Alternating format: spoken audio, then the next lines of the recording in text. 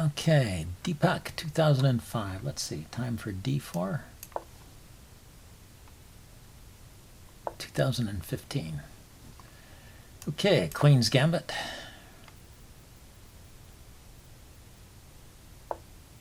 Slav defense. Okay.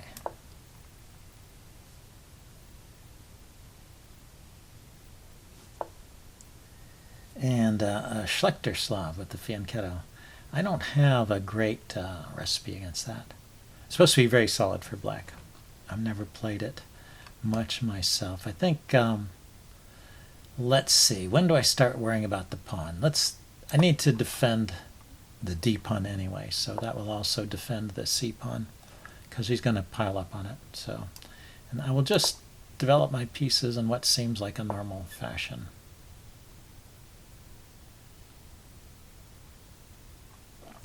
And let's see if he wants to displace the bishop. I was thinking of doing that thing where I play b3 and bishop b2, but I'm not sure that that would be effective against this fianchetto setup. So I'm going to castle. And my plan now is to allow him to take here and displace my bishop, but try and go for an early e4 here. So maybe queen e2 next, pawn to e4.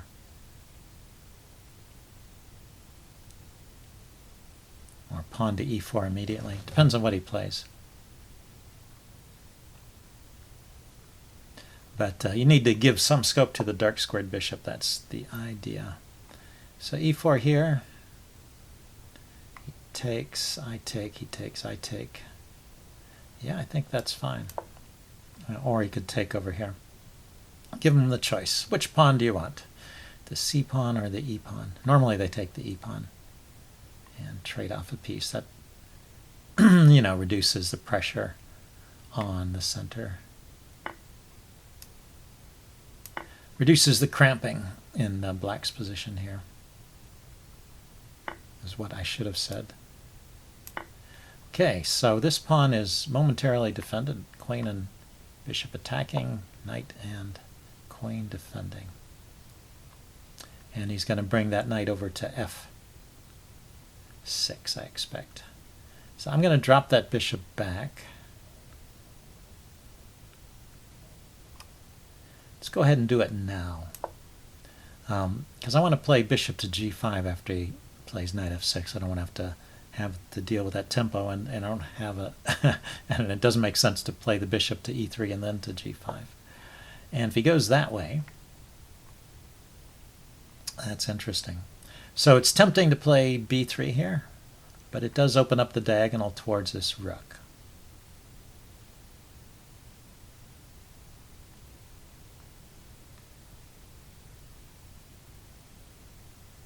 And he can exploit that by playing c4, right?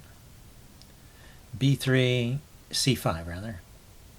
I can't move this pawn forward, and it's under attack from two pieces. Okay, if I lift my queen up, that defends both these pawns. And then I can play rook to b1, and then I can play b3.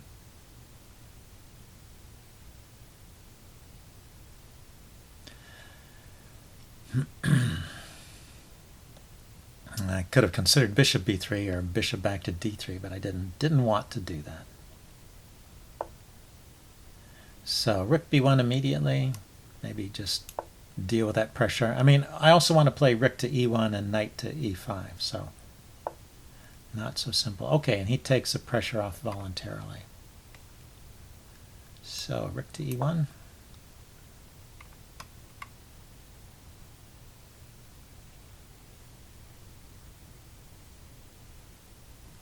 And with the knight on e5, I could even consider ideas like pushing the h-pawn forward and sacrificing on g6. Maybe that's something that would work, but more likely I should just develop this bishop. I'm not sure where his knight is going. Maybe he got his knight out of the way to play b5, but I'm not sure what that's doing. So let's develop my bishop. The bishop can go to g5 here. And if he plays f6, that'll weaken his kingside pawn, so he just moves the queen out of the way. And now I can drop back like this. He's taken the pressure off of the C pawn. The D pawn is still defended. And I can trade off that good bishop that he has on G7 there. Trade off that kingside bishop.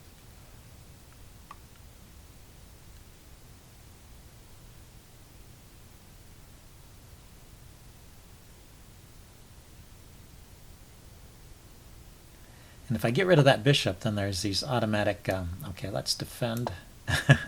Let's defend that c-pawn. And he's brought his knight back. Still want to play bishop to h6 and trade off his bishop. It'll leave dark squared weaknesses, and maybe my knight can exploit that. Knight could go to g5, e4, something like that, or he plays bishop to f6. So that weakens the g6 pawn. So he played pawn to f6. So bishop here hitting the queen, tempting him to push. I take, he takes, I take, he takes. Actually, he has enough force to support that. So let's just get rid of the bishop while I can. He doesn't have dark squared weaknesses, but what he has now is a weak pawn. With these pawns all pushed forward.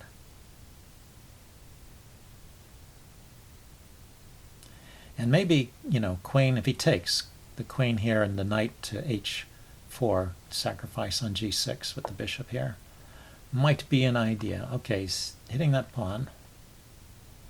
I can always take back, so let's take the bishop. And now, can I pile up on f6 or g6?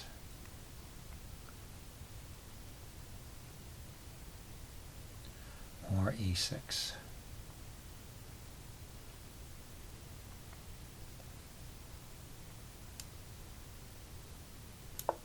If he takes, I can take with the knight. And I am piling up on the e6 pawn.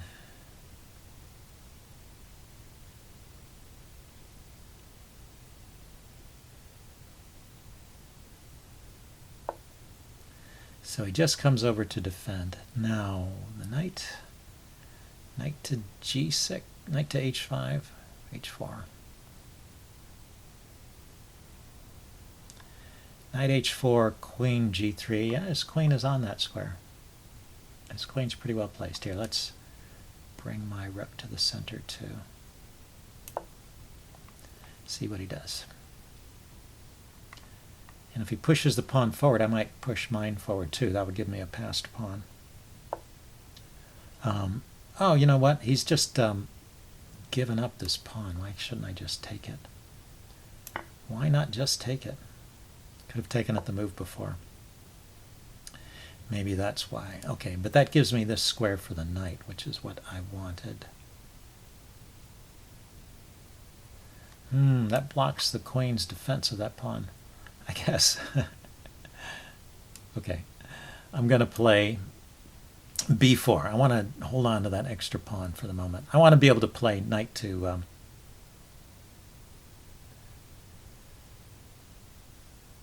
knight to d4 there. I don't want his knight coming to a square that defends the... okay, yeah. Knight to d4 to e6 was a big threat, I think. So he decides to trade it off. But this should be a little better for me. Comes around, hits my weak pawn here.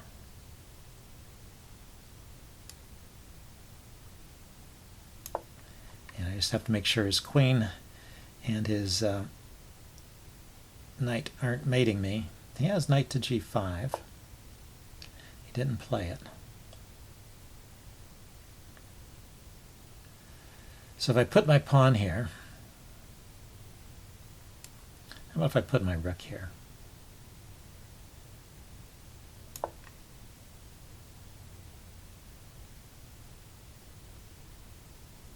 So now knight g5, I can just kick it. He could play knight f7 though. Is that... but then I can take. Knight f7 I can take on e6, I believe. That leaves my back rank vulnerable after the trade, but there's no piece that can hit the back rank. Okay, so he trades this way. That is giving me this pawn.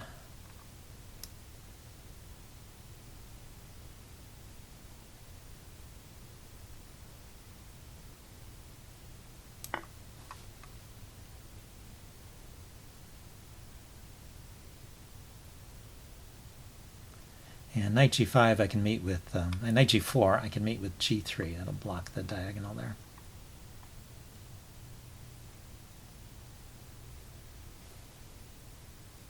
Also, queen g3 would work. Queen g3 would work pretty well. Okay, let's go back.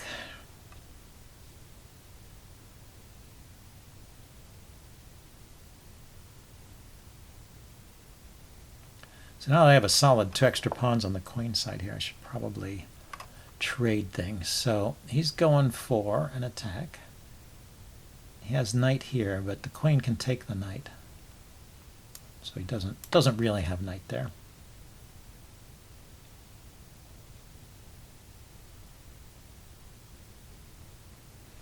Knight f3 is an interesting threat, taking advantage of the pin, but let's just chase the queen away. Oh, he's going to grab a pawn. He also has knight or pawn takes here. Knight or queen takes on c4. I wonder, why don't I let them take? Because I have bishop to b3, and it's a pin. And he just goes for the trading of material. I think that's a mistake, right? This is going to a worse endgame. Probably a losing endgame. So knight takes c4, bishop b3. He can defend with the rook. I can attack with the rook. And I think that's end of story. The pawn comes forward. I take on passant. So it's not happening. Now he is threatening to take it. So let's defend my extra pawn and just start pushing these guys forward. There's no mate with just a rook and a knight, at least I don't see it.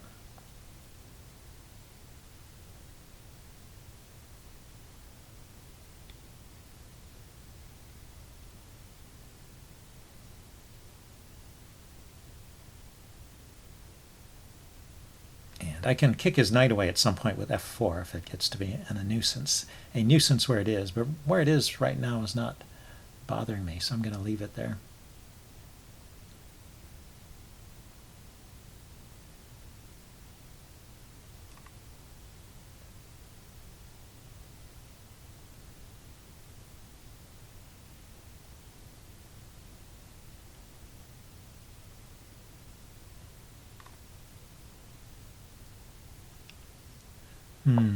Okay.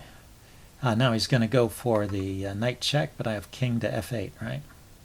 King to f1, defending. Knight f3 check, king f1. Oh, but then he's got two pieces on there. Okay. So let's play king f1 right away, so I don't get checked.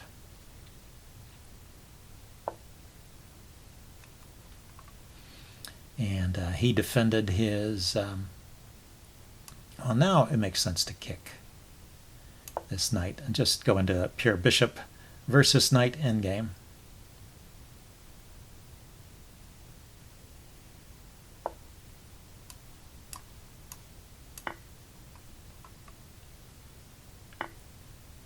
And I believe this is an easy win for me, but we'll see.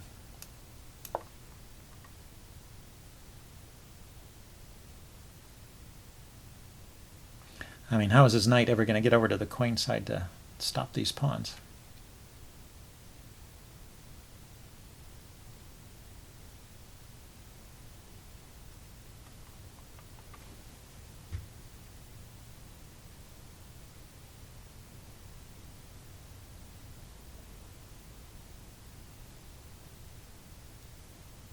Okay, he's pausing to think here. Okay, he just defends his knight there. That's a solid knight. Oh, it also gives his knight a square. His knight can hop around to to f6 and then to e4. So let's attack this pawn.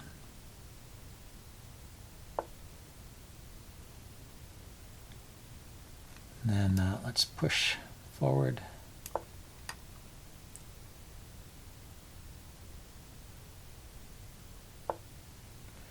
Okay, so now I've got a passed pawn here. Let's attack his pawns over here. Oh, he can defend that. Okay, well that's good. Let's see. Interesting. It's going to harass my bishop. He has to be a little bit careful.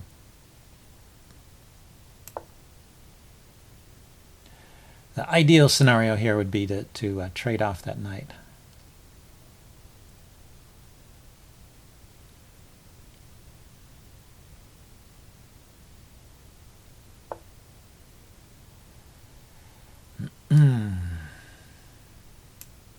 So, what do I want to do here?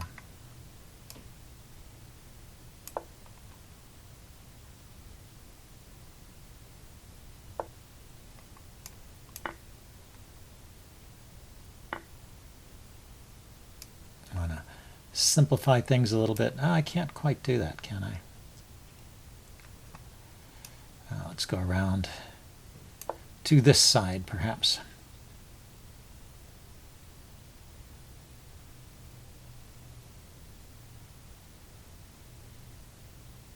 His king can't ever go any further forward.